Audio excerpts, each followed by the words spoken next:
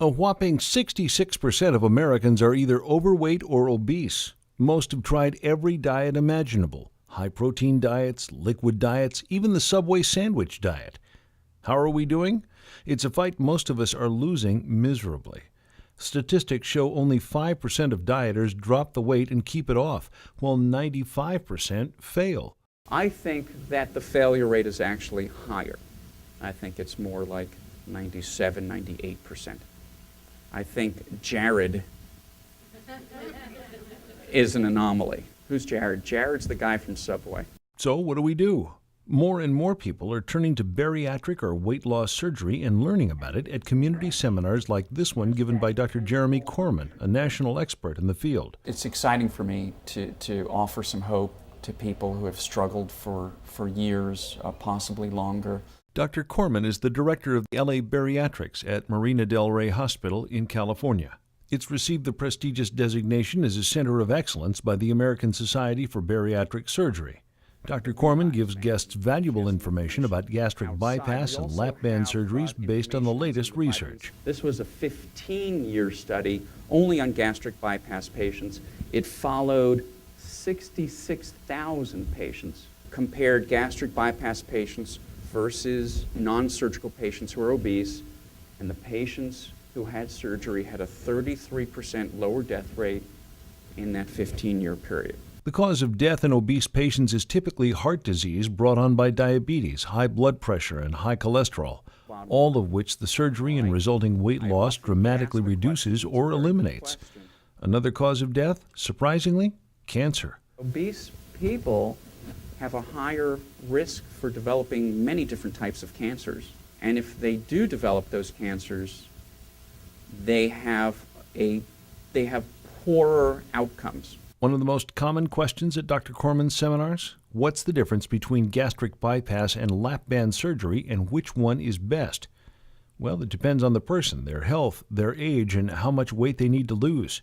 For gastric bypass, now they relax the criteria for people who not only have a body mass index greater than 35, but also have some associated medical conditions. That criteria, established by the National Institutes of Health, correlates roughly to being 100 pounds overweight. For the less invasive lap band surgery, what we've done in general is we have relaxed the criteria for the band surgery to having a body mass index greater than 30, and that roughly is equivalent, to being about 50 pounds overweight. But that the figure of weight is much less accurate than the body mass index. Dr. Korman is accompanied on stage by his high-profile patient, KFI radio personality Bill Handel, who had gastric bypass surgery 4.5 years ago. Starting weight, 300 pounds. I'd have a McDonald's brought into the station, and I could go through 6 sausage McMuffins before we started Handel on the news in the morning, between 5 and 6 o'clock. Half a dozen without blinking, and then I'd have breakfast after that. You can either stay fat, or you can do the only thing that actually works, that scientifically, really honest to God works, and that's the bariatric surgery, and that's it. So, what's life like after surgery? People think that your life's going to change, it's going to be fantastic. I got news for you. If you're fat and you're not getting laid, all you're going to do is be skinny and not get laid. But when it came time to select the right surgeon, Bill says that was no laughing matter. There are a handful of surgeons out there who know precisely what they're doing, Jeremy being one of them. And I looked, by the way, as my wife said, we went from surgeon to surgeon, and she walked out saying, if you're going to do this, Bill, this is the guy that's going to do it for you. And he did. Bill is now 100 pounds lighter. Another of Dr. Korman's many success stories is Robert Marlborough, not a celebrity, just an average guy who had had enough. He gladly shares his story with seminar guests of what life was like at 402 pounds. The everyday waking up, am I going to die at work? Am I going to have a heart attack at work?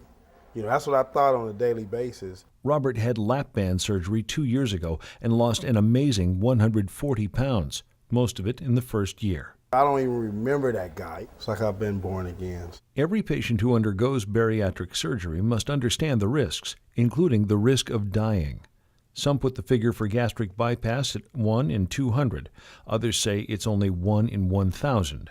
I think the risk really falls somewhere about 1 in 400 or so. Okay?